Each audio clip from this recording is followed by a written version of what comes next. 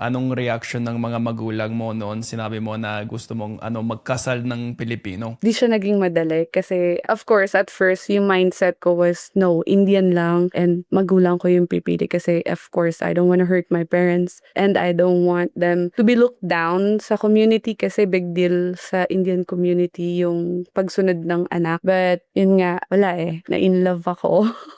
He's just an amazing person kasi like what I've said, Filipino people are parang matututunan mo kasi sa mga Pinoy yung maging masaya. Iba.